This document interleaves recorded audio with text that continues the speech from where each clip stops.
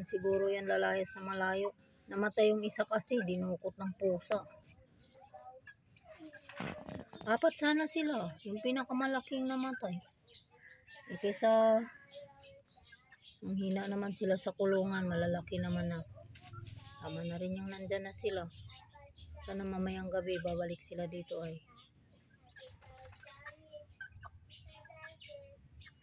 Siyempre, 2, 3 mabubuhay. Yung isa na puti, yung bagong anak, nandun kay Auntie Marlene. Ihahatid ni Bright dito yun mamaya.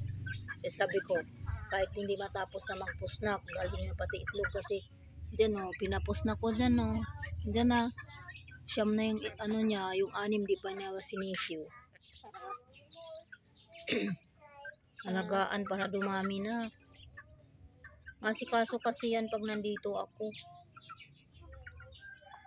Sa auntie mo ko ni maasikaso mo.